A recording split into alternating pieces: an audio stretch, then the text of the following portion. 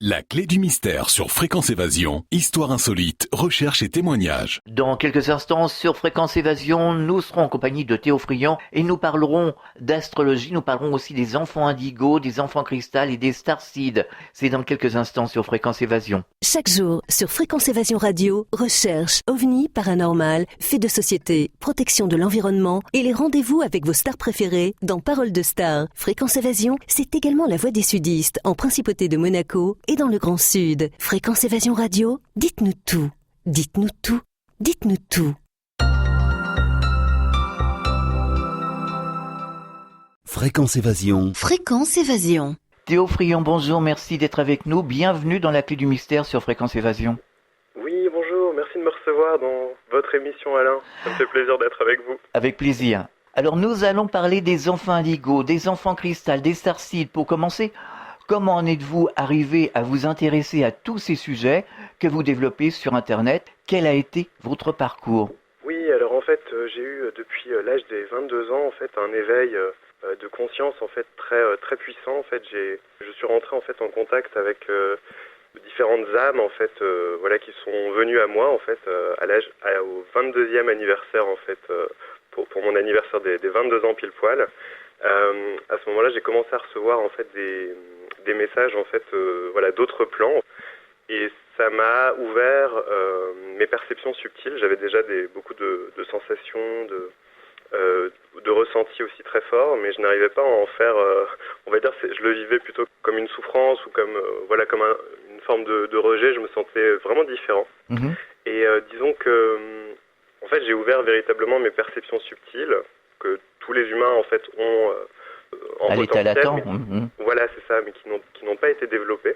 Et en fait, je me suis rendu compte que j'avais cette capacité d'entendre en fait différents plans, et notamment beaucoup l'astral, parce que je suis quelqu'un qui a des ressentis au niveau des émotions et des sensations voilà, amplifiées. Et du coup, tous ces messages subtils, je les ai reçus pendant pas mal d'années en fait, et je me rendais compte que avec l'écriture automatique, en fait, ça me permettait d'entendre aussi les messages que j'écrivais. En fait, je les entendais en fait à l'avance, Mhm. au niveau de ma psyché, et en fait, ma main retraduisait en fait les messages, voilà, de ces plans-là, et je suis rentré en contact avec différentes âmes en fait de ma famille. Et du coup, voilà, après, je suis arrivé sur Paris l'année d'après, Mhm. et j'ai fait la rencontre de médiums, de thérapeutes qui m'ont en fait voilà, aidé à amplifier encore plus ces perceptions subtiles, ce qui m'a permis de rentrer en contact avec d'autres civilisations qui cohabitent en fait dans l'univers et dans les différents univers en fait. Multidimensionnel, quoi, finalement. C'est ça, en fait, Mhm. j'ai vraiment ouvert mes multidimensions, Mhm. ce qui est, on va dire, quelque chose de très fort à vivre, parce que ça a amené beaucoup de transformations au niveau, sur tous les plans de ma vie en fait. Mhm. Donc du coup, j'ai traversé différentes initiations. Mhm. Je me suis beaucoup intéressé aux anciennes civilisations, à Edgar Cayce, voilà, à tous ces, ces chercheurs de vérité, voilà, Nostradamus, Mhm. et tous les sites sacrés aussi, comme l'Égypte, le plateau de Gizeh, où je sentais, j'avais vraiment un appel en fait vers ces lieux en fait bien spécifiques. Oui, on fait tous à peu près le même cheminement, quelque part. Bien sûr, parce C'est un qu'en chemin fait, de on est recherche. tous appelés.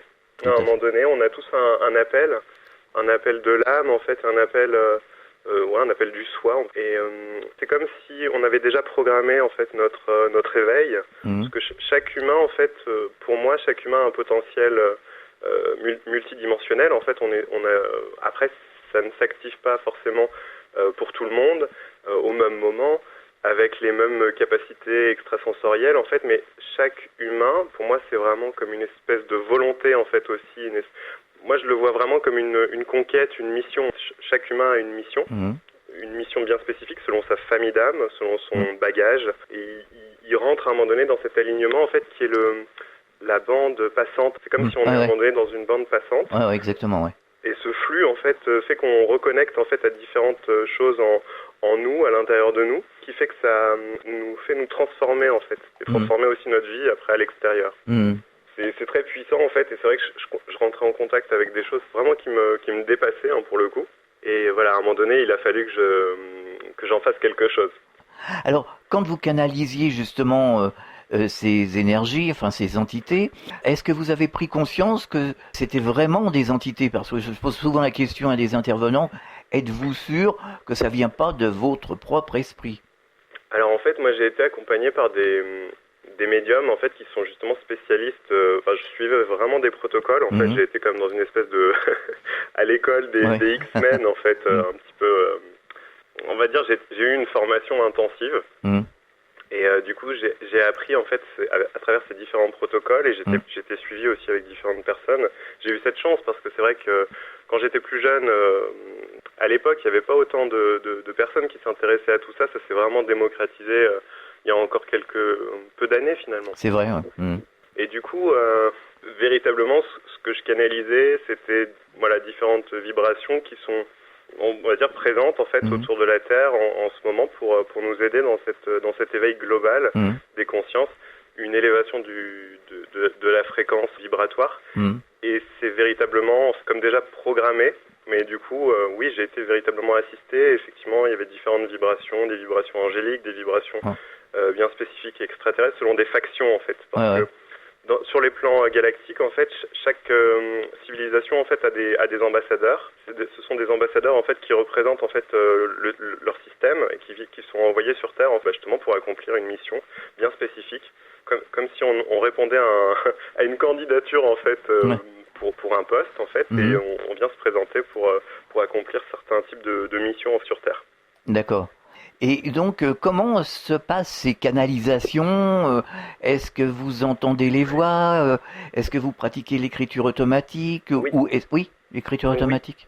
Complètement. En fait, au début, c'était beaucoup l'écriture. Déjà, moi, ça a toujours été l'écriture. C'est ça qui est marrant. On retrouve des choses familières, en fait, avec lesquelles on est plus ou moins habitué, on va dire, enfin, comme des outils un peu instinctifs. Moi, ça a toujours été l'écriture.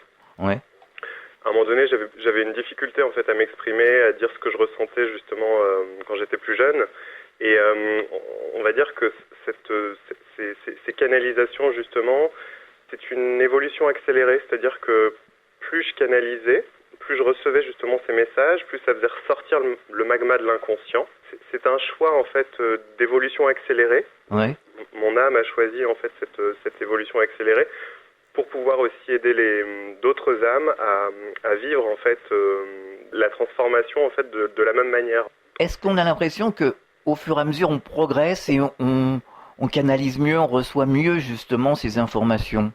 Oui, alors en fait au départ ça vient sous forme de messages comme des synchronicités. Oui. On peut recevoir aussi des messages, mais ça reste un peu en fait au niveau de la tête. C'est comme si on avait beaucoup de connaissances, beaucoup d'informations qui viennent en fait, et à un moment donné, on doit faire descendre cette lumière en fait, parce que c'est de l'information. La lumière, c'est de l'information. Ouais. On en parle beaucoup ici, hein. À la radio, tout est information de toute façon. Hein. C'est ça. À diverses fréquences, à divers degrés, tout est information. C'est exactement ça. Et du coup, cette lumière en fait descend dans la partie basse du corps aussi à un moment donné, parce qu'en fait c'est comme une construction, en fait, moi je l'ai vu un peu comme ça. C'est une épuration au départ et c'est une construction énergétique qui vient c'est un peu complexe à expliquer. Disons c'est comme si je téléchargeais en fait de l'information qui fait qu'il y a une nouvelle, une accélération et comme un nouveau moi qui émerge. Oui, d'accord. Alors il y a plusieurs choses, que c'est super intéressant. Il y a plusieurs êtres sur Terre, donc du coup, qui ont programmé cette accélération en fait pour leur incarnation. Donc du coup, le but c'est de télécharger justement cette information, cette lumière, pour transmuter justement tout ce qui est lié au chakra du bas aussi à un moment donné. Parce qu'on vit dans une civilisation où c'est l'électrique qui a pris le pouvoir, notamment en Occident. Donc on est beaucoup dans le monde des idées, dans l'information, dans la connaissance et tout ça. Mais tout ça, ça reste en surface. Et c'est vrai que j'avais beaucoup de connaissances, de connexions, c'est le moins qu'on puisse dire. Mais à un moment donné, il a fallu que je le fasse aussi, que je l'intègre et que je le fasse descendre vraiment dans les chakras du bas, vraiment dans ma matière. Et c'est à partir de là, en fait, qu'il y a une transmutation très forte qui se vit aussi dans le bas, qui est le bas du corps qui est magnétique. En fait, on parle des 3 premiers chakras, et qui permet vraiment d'activer le bas du corps. Et c'est comme un aimant. C'est-à-dire qu'on attire à nous toutes les expériences nécessaires, en fait, à notre incarnation, à notre mission aussi. Et on fait comment pour activer les chakras? Pour activer activer les chakras, en fait, il y a plusieurs méthodes, mais c'est vrai que moi j'ai beaucoup utilisé la respiration, la méditation, et aussi le travail vraiment d'aller rencontrer le corps avec différentes techniques. Après, c'est assez libre en fait, mais c'est vrai qu'il y a un besoin d'intégrer en fait cette information dans le corps, d'aller libérer justement toutes les lignées en fait transgénérationnelles au niveau des 2 premiers chakras surtout, pour pouvoir justement être pleinement aligné. C'est-à-dire que si ça reste en surface, ça va pas vraiment s'incarner dans ma vie, quoi. En fait, finalement, il n'y a pas de mystère, on parle toujours de respiration et de méditation. Oui. On va dire qu'on vit dans une société où le masculin a pris vraiment le pouvoir. En fait, comme je disais, c'est vraiment les chakras du haut, justement, toute la partie électrique, l'information, la connaissance. Le savoir, c'est le pouvoir, en fait, pour résumer. Ouais, c'est ça. À un moment donné, on a mis une espèce de scellé en fait sur la dimension magnétique, sur la dimension du féminin. Donc on a traité en fait les femmes comme si c'était des diablesses, en fait des pécheresses, notamment avec les religions. Ce qui fait qu'on s'est complètement en fait privé, on s'est limité dans la partie sexuelle, dans la partie magnétique, dans la partie attractive en fait qui est reliée à notre puissance. Parce que le féminin c'est vraiment la puissance, le masculin c'est le pouvoir. Pouvoir de manifestation.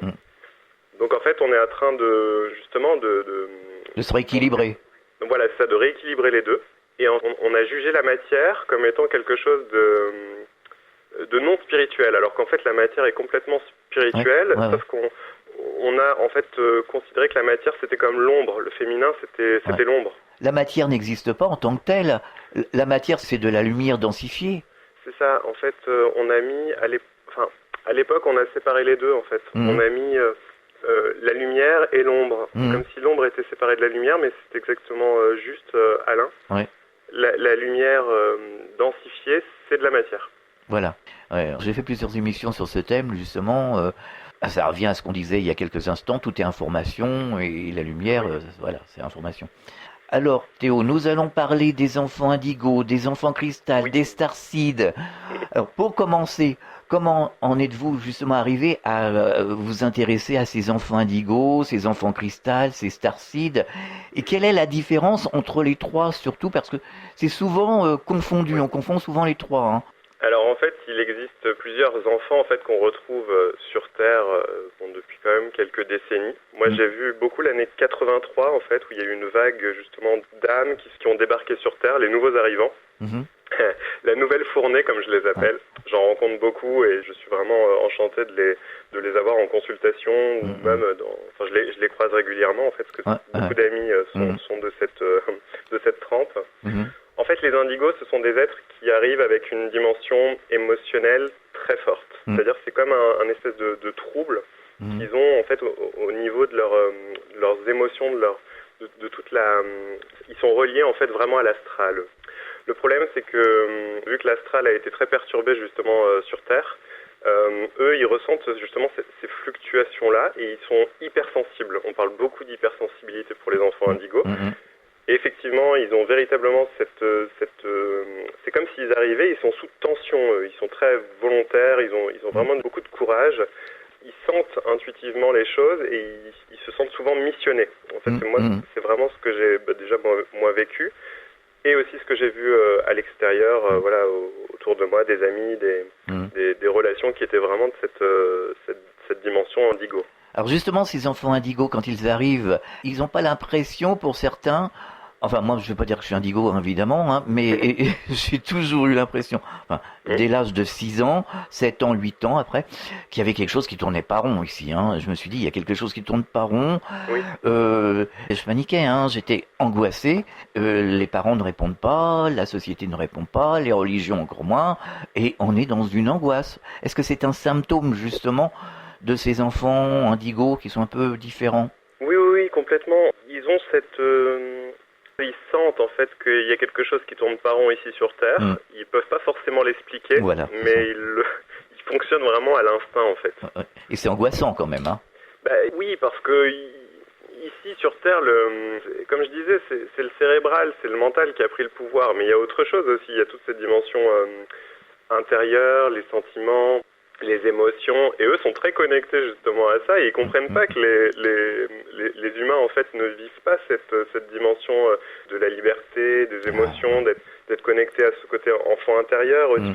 Ils ont vraiment on va dire des facilités justement à incarner en fait ce qu'ils sont, en fait leur essence, et ils comprennent pas tous ces masques, toutes ces espèces de fausseté en fait qui coexistent sur Terre, qui correspondent en fait à une société des apparences, parce qu'on vit véritablement dans une société des apparences, vraiment hypocrite, et eux ils arrivent et ils sont complètement, ils sont pas du tout là-dedans en fait, donc forcément ça les agace, ça les tourmente, et effectivement ils ressentent aussi que entre ce que les personnes prêchent et ce qu'ils vivent, il y a véritablement un décalage. Eux ils le savent, et on va dire qu'ils ont pas forcément envie d'être comme les autres humains, ils ont envie d'être uniques. Oui, ils sont joyeux aussi. Ils ont leur âme d'enfant. Ils sont joyeux et incompris. Par exemple, à l'école, dans le monde du travail, les gens qui sont comme ça sont vraiment un peu mis à l'écart.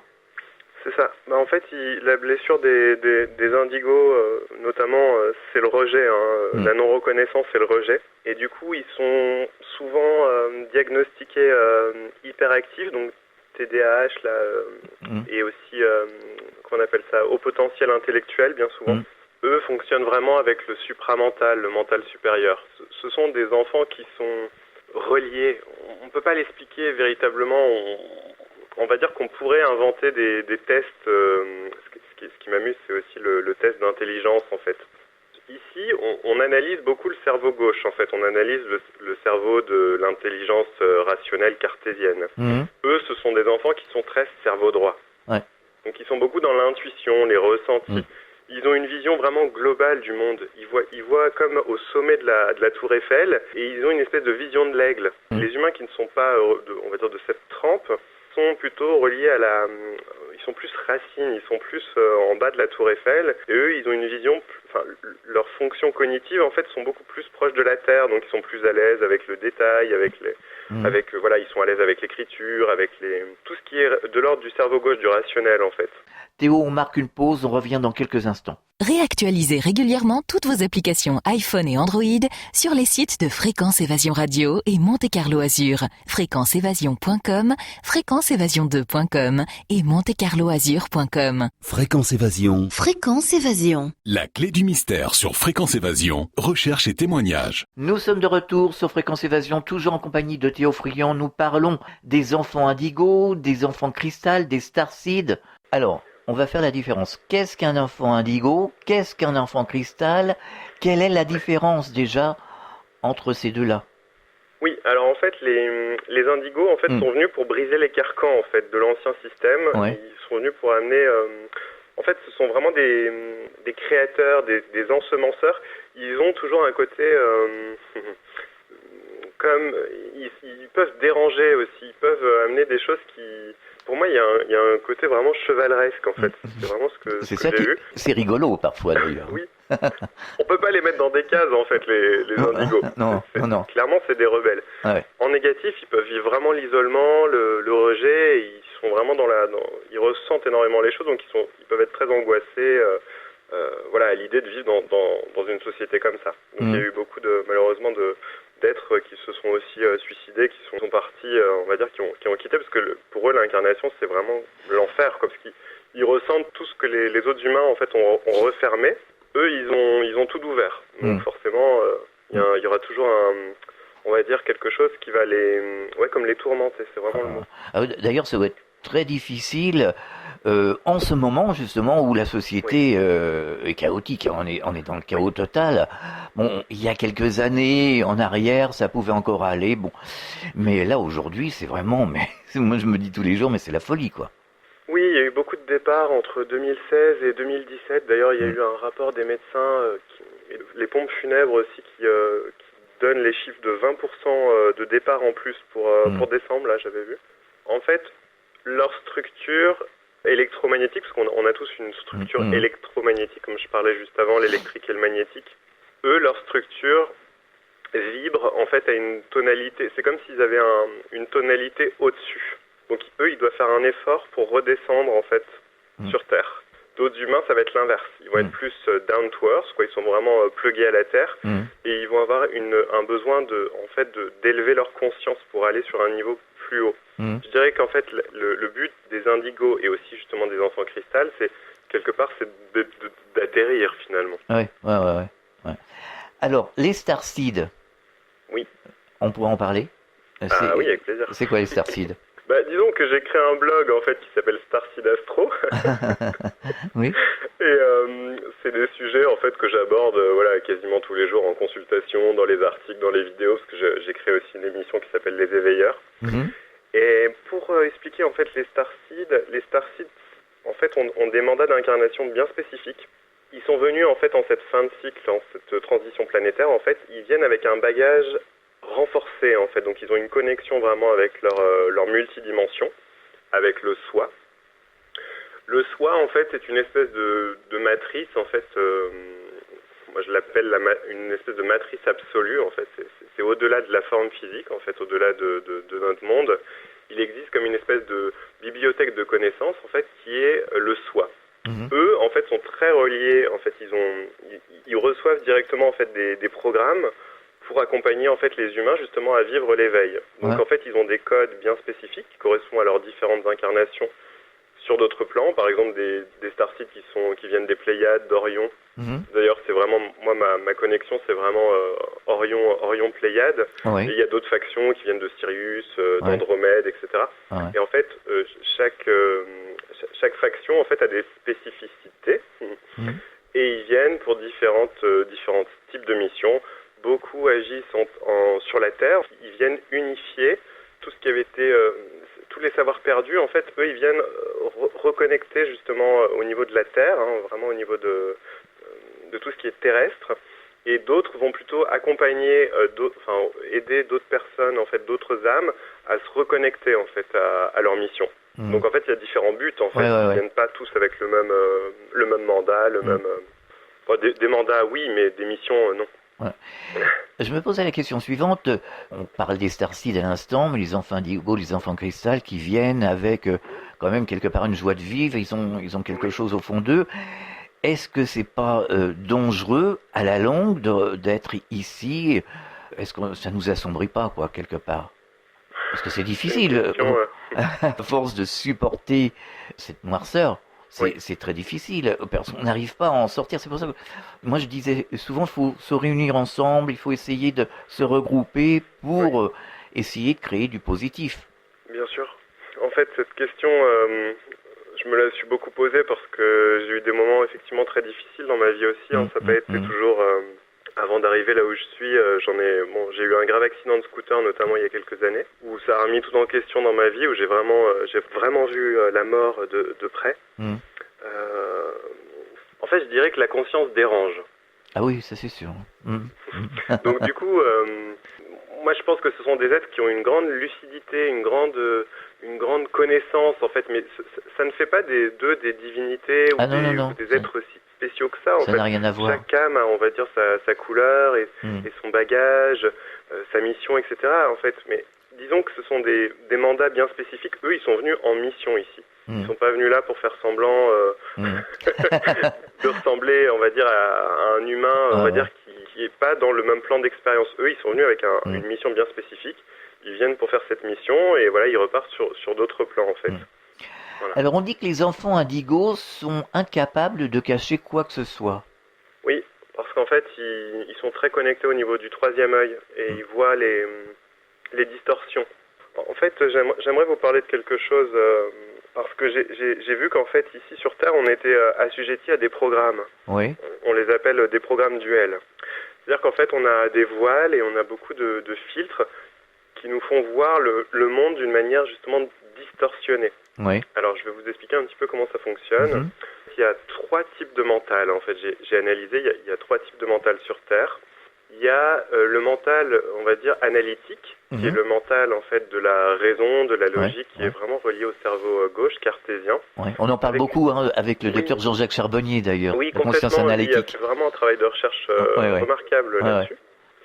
Ce mental-là, en fait, toutes les données, en fait, sont sur une trame, en fait, temporelle, Et du coup, toutes nos expériences en fait sont enregistrées dans cette bande de mémoire où on a logé en fait toutes nos expériences de vie. Et on a l'impression de les vivre de manière temporelle. Donc ça, c'est le mental analytique. Ouais. Lorsqu'on vit des expériences traumatiques, par exemple, vous vous faites renverser par une voiture, ce n'est plus ce mental-là qui va gérer, ça va être un mental en fait qui va être relié à des vibrations en fait de basse fréquence, qui est relié à des émotions en fait douloureuses. Donc du coup, c'est ce mental réactif qui est relié aussi au cerveau primitif reptilien. En fait, c'est un mental qui va vous protéger pour ne plus que vous reviviez ce type d'expérience. D'accord. Donc du coup, toutes les informations vont être logées dans ce mental en fait reptilien. Et il existe un autre type de mental qui est le mental supérieur ou le mental galactique, universel, on peut dire supramental, on peut lui donner un peu le nom qu'on veut. Ouais. Ce mental-là, en fait, c'est justement un mental, pour moi, dans le futur, tous les humains, en fait, auront accès, en fait, après, en termes de date, j'ai pas forcément les dates et ça m'intéresse pas forcément, mais il est juste de constater que, justement, la plupart des êtres seront vraiment des canals, en fait. Ils recevront, justement, l'information et auront donc plus d'accès, en fait, à ces niveaux de conscience et à ces autres dimensions, en fait, qui ont été... En fait, on a été privé, parce qu'on a été en quarantaine ici, donc du coup, on a été privé des accès, en fait, à ces dimensions-là. Dans les visions que j'ai eues, en fait, c'est comme si on nous avait déconnecté, en fait, on nous a déconnecté, en fait, justement, au niveau de notre troisième œil, et là, on en revient vraiment aux indigos, justement, pour nous faire percevoir de manière tridimensionnelle, c'est-à-dire de nous priver, en fait, des accès avec les niveaux de conscience supérieurs et les autres dimensions. C'est ce que certains appellent la 3D falsifiée. C'est ça. D'accord. Le but, en fait, c'est véritablement de neutraliser, en fait, En fait, moi, j'ai eu une vision super forte, en fait, notamment au mois de décembre, où j'ai reconnecté véritablement les yeux, en fait, des anciens, qui est la vision, en fait, d'Horus. Et j'ai vu aussi, j'arrive à me projeter, en fait, sur d'autres plans, notamment sur Orion. Et en fait, j'ai vu tous les programmes qui ont été faits, en fait, sur l'humain, en fait, sur notre civilisation. Et en fait, on nous a bridé, en fait, les accès au niveau du troisième œil et au niveau du plexus solaire aussi. Ouais. Et on nous a bridé de quelle façon, selon vous? Au niveau du plexus solaire, enfin, moi, ce que j'ai identifié, c'est qu'il y a toute une programmation, en fait, qui nous relie au mental, et c'est la structure d'identification de l'ego. Donc, en fait, l'ego a été mis comme une espèce de carcan, en fait, pour nous leurrer, en fait, et pour nous emprisonner, et nous faire, on va dire, consentir à une forme d'illusion. C'est-à-dire que l'autre est notre ennemi, qu'on va mourir on a différents types de programmes. D'ailleurs, j'ai déprogrammé du reptilien, j'ai déprogrammé beaucoup d'implants. Au niveau de ma colonne vertébrale, en fait, j'ai déprogrammé des implants reptiliens, en fait, c'est comme une espèce de carcan qui a sauté au niveau de toute la colonne. Et en fait, toute l'humanité, en fait, est assujettie à des programmes. Ouais, c'est notamment par le reptilien. Après, c'est toute l'histoire de la planète. Je vais pas vous la faire dans l'émission, mais j'ai écrit énormément d'articles là-dessus. Et en fait, on a véritablement des programmes, justement, qui nous leurrent, qui nous empêchent, en fait, de rentrer en contact avec ces autres civilisations, justement, avec les plans les plus évolués, qui correspondent véritablement à l'évolution, en fait, d'une civilisation sur n'importe quelle planète, c'est-à-dire de rentrer en contact avec toutes les dimensions qui coexistent, en fait, dans l'univers. Alors, comment déprogrammer, comment enlever, justement, ces implants? Bonne question. C'est ce qui nous intéresse. Comment on fait? Comment on fait? Ouais. Alors, en fait, il y a plusieurs pratiques. Les starseeds, en fait, justement, eux, ils ont déjà vécu, en fait, sur d'autres plans. Et ils ont déjà vécu, en fait, ce genre ils connaissent ces manipulations-là, ils connaissent, en fait, comment ça fonctionne, l'ADN, toutes les choses que j'ai ramenées, en fait, justement, de mes visions, des messages que j'ai reçus aussi d'autres civilisations qui nous accompagnent, qui sont vraiment là avec nous. Et véritablement, en fait, d'aider l'humain, justement, à se déprogrammer. Alors, comment le faire? C'est vraiment un chemin. En fait, au début, j'avais beaucoup de connexions naturellement, je ressentais les choses, mais je sentais que j'avais comme des verrous. Ouais. Et progressivement, j'ai réussi à les faire sauter avec différentes pratiques, beaucoup de méditation, beaucoup de respiration. C'est vraiment un travail aussi au niveau du corps. Ouais. On dit bien travailler au corps, et véritablement, moi, tout ce qui a été lié au corps, ça a été très fort, en fait, parce que la puissance, elle est dans le corps. Ouais. Elle n'est pas dans le... Souvent, on a l'impression que c'est dans le monde des idées, dans la connaissance et tout ça, mais c'est véritablement, comme je disais, en faisant descendre cette lumière jusque dans les chakras du bas, qu'on développe notre puissance de feu. Donc voilà, alors qu'est-ce qu'on pourrait dire aussi encore sur ces implants? Parce que ça, c'est des questions qui viennent des auditeurs, qui sont assez récurrentes. On a l'impression que les gens prennent de plus en plus conscience. Donc comment faire pour se sortir de ces implants? Nous avons invité Sébastien Karoubi, ici, je ne sais pas si vous le connaissez. Oui, je le connais bien, c'est un de mes intervenants. Voilà. Je l'ai déjà... et Sébastien nous expliquait qu'il fallait écrire un contrat, enfin bon, voilà. Bon, c'est une façon de le faire. Oui, en fait, il y a différentes méthodes. C'est vrai que moi, je l'ai vécu en allant sur des sites sacrés, notamment à Stonehenge. En fait, c'est là que j'ai eu véritablement des connexions avec Orion, notamment. C'est tout ce qui est la géométrie sacrée, en fait. Parce que sur Orion, en fait, c'est les architectes. En fait, eux, ils sont à la base, en fait, les créateurs. Enfin, eux, c'est le principe masculin, en fait. Je l'ai bien expliqué dans un article, justement. Tout ce qui relie à la trame, en fait. Dans le jeu, en fait, de l'incarnation, parce que pour moi, je considère qu'on est vraiment dans un jeu. Oui, enfin, un jeu pas toujours amusant, hein. Voilà, c'est ça, un jeu dont... Ça, c'est sûr. Il y a vraiment... ici, moi, je dis, ici, on est sur une planète d'anesthésié. Oh là là, oui, c'est sûr. D'amnésique. Oh, ouais, je préfère un autre jeu, hein. Ouais, mais bon, en fait, c'est un jeu quand même qui est très intéressant. Et du coup, en fait, Orion, eux, ce sont les architectes, en fait. Tout ce qui est le principe masculin, la trame, en fait, il y a des réseaux qui existent. Ça fait écho un peu au film Matrix. En fait, la trame, c'est le masculin, en fait. C'est là où circulent, en fait, tous les codes qui permettent de vivre, en fait, cette réalité ici sur Terre. Moi, je me suis vraiment rendu compte qu'il y avait aussi la dimension de Sirius, en fait, qui correspondait au bâtisseur et qui est vraiment relié au principe féminin, matriciel, avec tout ce qui est justement la dimension du corps et de l'ego. Tandis que tout ce qui est au niveau du masculin, c'est plus tout ce qui est relié au cerveau et au mental. Donc j'ai eu toutes ces prises de conscience, en fait, et je me suis vraiment rendu compte qu'ici, on était vraiment dans un jeu, qu'on télécharge de l'information quand on arrive sur Terre, en fait, on s'imprègne de l'univers. On est tous héritiers, en fait, d'un bagage cosmotellurique. Lorsqu'on s'incarne, on vibre, et tout ça est engrammé dans notre ADN, justement, on vibre une identité cosmotellurique, et c'est une signature vibratoire, en fait, c'est ce que j'explique beaucoup, justement, dans les articles que j'écris, dans les vidéos que je propose. En fait, cette dimension, on va dire, qui vibre dans notre ADN, va toujours se rejouer, en fait, c'est comme le programme du jeu, donc avec les différentes connexions. Par exemple, si quelqu'un va être très imaginatif, très créatif et tout ça, c'est parce que quelque part, dans son programme, lui, il a l'accès, en fait, à ces planètes-là. Et d'autres vont avoir, par exemple, une facilité avec tout ce qui est intendance, calcul et tout ça, parce que dans leur programme, ils ont différentes planètes qui leur permettent de vivre, justement, cette réalité-là, en fait. Alors, vous êtes également passionné d'astrologie? Oui. Selon vous, quel est le rôle de l'astrologie? Est-ce une toile de fond qui nous influence pour faire un travail bien précis dans cette incarnation? Par exemple, un bélier fonceur, etc., etc. Nous sommes des âmes qui viennent s'incarner, mais avec un bagage, et l'on recevrait alors donc des influences dans cette nouvelle incarnation, c'est ça? Oui, c'est ça. En fait, il existe donc 12 signes, en fait, dans la roue zodiacale.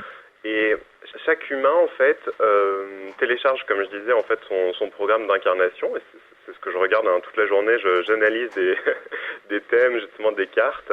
Et je retranscris, justement, ces énergies-là, voilà, aux différentes personnes qui viennent me consulter. Et effectivement, tout ce qui est, en fait, en termes on va dire, de signes, en fait, il existe, j'ai synthétisé ça de manière assez drôle. En fait, chaque planète, en fait, va être un acteur dans la vie de l'humain, en fait, qui naît. Donc, il a 10 planètes qui vont revêtir, en fait, un costume dans le signe concerné. Ça va être, par exemple, Mars ou le Soleil qui va être dans le signe du Lion.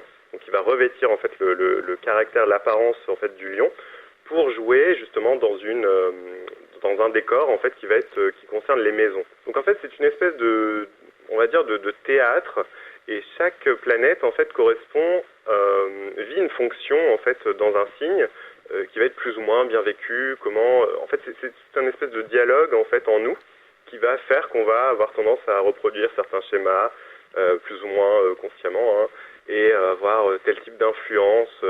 Ça peut être dans le monde du travail, dans la reliance avec la mère, avec le père. Enfin, on voit énormément de choses, hein, la sexualité, la transformation, le rapport à l'argent, le rapport au corps, enfin, toutes les ressources aussi familiales, la personne, comment elle va se réaliser, tout ça. C'est vraiment passionnant parce qu'en fait, toute la journée, je peux aider justement les personnes à reprendre contact avec leur programme en fait d'incarnation pour pouvoir justement déployer leur potentiel et éviter de souffrir, de rejouer tout le temps les mêmes histoires en fait. Alors ça, c'est un sujet qui mérite d'être développé, comme les autres hein, d'ailleurs. Peut-être le développer dans une prochaine émission. Avec plaisir. Voilà. Alors, quels sont les principaux sujets que vous traitez à travers vos vidéos? Alors, je traite beaucoup de l'ascension, la multidimension, voilà, les starseeds, les enfants indigo, l'éveil de conscience. Qu'est-ce que c'est une mission de vie? Qu'est-ce que c'est voilà, la signature vibratoire? Qu'est-ce que c'est il y a tellement de sujets en fait passionnants. Voilà, principalement, ça va être ces sujets-là. J'écris aussi des articles d'astrologie. J'invite aussi différentes personnes à venir dans des émissions pour pouvoir transmettre également leur savoir, parce que je pense qu'on entre véritablement justement dans cette ère de partage, dans l'ère du Verseau. En fait, on en termine avec le hiérarchique, le vertical, et on rentre véritablement dans le partage, dans l'échange, dans le côté vraiment fraternel. Et le but, c'est vraiment de transmettre voilà, un maximum d'informations justes aussi, qui ont été vérifiées, intégrées, pour pouvoir être voilà, complètement dans... Ça dépend, hein, chacun le vit. Moi, ma mission, c'est de transmettre justement toutes ces informations-là. D'autres personnes, ça va être d'autres types de missions. Mais en tout cas, moi, je prends un véritable plaisir à pouvoir le faire, à échanger, à partager. Et je me place véritablement dans cette dimension-là. Ouais, comme les gens du signe du Bélier, c'est beaucoup la communication, l'information. Oui, le Bélier, en fait, c'est un signe vraiment... moi, je m'amuse avec ce signe-là parce que c'est un signe vraiment ardent et qui est très passionnel, qui vit les choses de manière vraiment spontanée. Il sait instinctivement là où aller. Il aime pas trop être commandé. C'est un peu le mauvais élève du zodiaque. Très rebelle. Oui, il est un peu rebelle. Il peut avoir un côté un peu cancre et voilà, il en fait un peu à sa tête. Mais voilà, moi je l'adore. Il est parce qu'il est spontané, il est vrai en fait. C'est vrai. Est-ce que vous auriez un message adressé aux auditeurs? Bah écoutez, oui, je vous souhaite de vivre en fait ces temps qui sont quand même pas évidents, de les vivre de la manière la plus positive et la plus joyeuse, vraiment de mettre cette volonté en fait chaque jour, parce que chaque jour tout peut être remis en question.